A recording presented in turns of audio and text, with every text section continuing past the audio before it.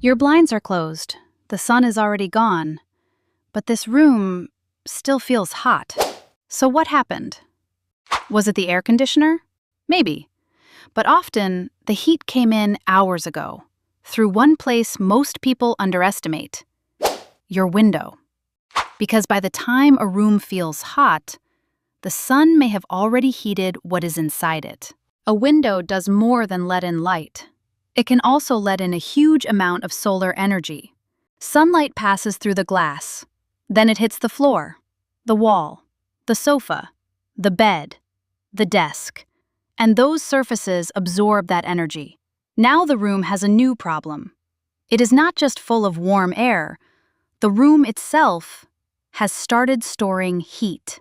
Think about a dark sofa sitting in direct afternoon sun, or a wooden floor glowing in the light, or a wall that has been baking behind a window for 3 hours. Those surfaces do not instantly cool down just because the sun disappears. They keep releasing heat into the room.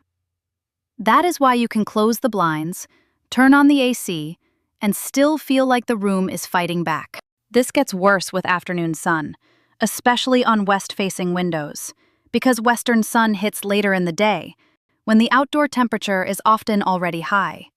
And unlike high summer sun, late afternoon sunlight can shine deeper into a room, across the floor, onto furniture, and onto the wall you sit next to. That is why one room can feel completely different from the rest of the house. Same thermostat, same AC, different window. So, do blinds help? Yes, they are not useless. Closing blinds, shades, drapes, or curtains during the day can reduce heat gain, but there is an important difference. Blocking sunlight inside the room is not the same as blocking sunlight before it reaches the glass. When sunlight hits an exterior shade, an awning, a solar screen, a shutter, or even a tree, much of that energy is stopped outside, before it crosses the glass, before it lands on your floor, before it turns your furniture into a heat battery. Interior blinds are still worth using, especially if they fit tightly, have reflective backing, or use insulating cellular shades. But exterior shade usually has the advantage, because it stops the problem earlier. Here's the mistake many people make. They wait until the room feels hot. Then they close the blinds.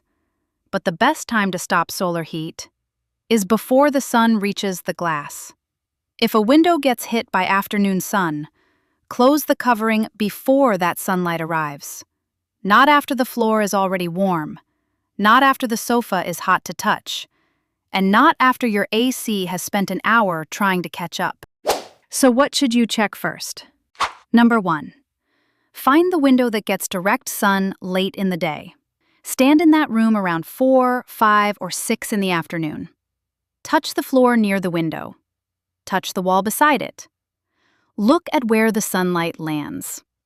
If that area feels much warmer than the rest of the room, you may have found your heat source. Number 2. Ask whether you are blocking the sun outside or only after it has passed through the glass. And number 3. Check whether your window covering is actually doing its job. A loose, light-colored blind with gaps around the edges will not perform the same way as a close-fitting shade or a reflective curtain. This does not mean every room needs expensive new windows, and it does not mean every home needs a giant awning. The right solution depends on the window, the climate, the direction it faces, and whether you own the home or rent it. For some people, closing the right blinds earlier will help. For others, a solar screen, removable film, exterior shade, or a better-fitted cellular shade may make more sense. The goal is simple. Stop the sun before it turns your room into a heat reservoir. Your AC may not be weak.